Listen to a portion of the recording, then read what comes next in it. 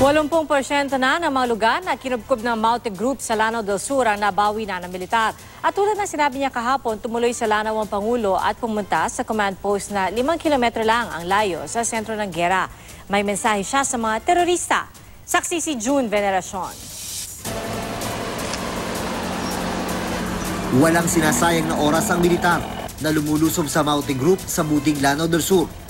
Habang sumusugod ang tropa, paatras naman daw ngayon ang mga terorista. Kahapon may mga iniwan silang magdi-delay ng movement namin.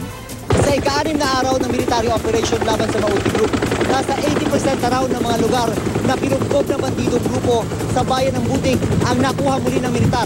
At bibilang na lang daw ng mga ilang araw bago matapos itong military operation. Na-recover na ng AFP ang Arabic School, ang National High School at ang lumang Municipal Hall Building, kung saan nagtaas ang Maute ng watawatang international terror group na ISIS. Pero may isa pang kritikal na lugar ang hindi nakukuha, bahay ng dating Buting Mayor. Meron mga booby traps na pupuntahan pa ng EOD ngayon. Sa gitna ng military operation, binisita ng Pangulo ang tactical command post ng operasyon. 5 kilometro lang ang layo nito mula sa sentro ng Bakbakan. Itinuloy niya ang pagbisita isang araw makarang ma-ambush sa Marawi City ang kanyang advance party. Ayaw ko na kasi magpunta dito, manakot lang.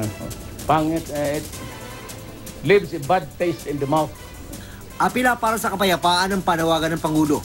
Ayaw niya raw ang gera, lalo na kung Pilipino laban sa kapwa Pilipino. I'll have to deal with you at the... I do not want to mention anything, but please do not force my hand into it. Mahigit isang oras ding tumagal ang Pangulo sa kampo. Pag-alis niya, tuloy na naman ang kanyunan. Ang utos daw ng Pangulo, itaboy ang mga teroristang Maute sa pinagkukutaan nila. Kung gusto pa nilang bumaba at bumalik sa society, we will give them the chance, we will accept them. Pero sabi nga niya, may limitation din.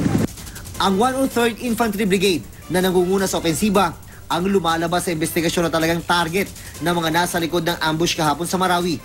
Supporters daw ng Maute Group ang mga suspect at hawig daw ang pagkakagawa ng bomba sa mga gamit ng grupo. Ang mga miyembro ng PSG at mga sundalo na nasugatan sa pag-atake dinalaw ng Pangulo sa mga ospital. Ako si June Veneracion, ang inyo saksi.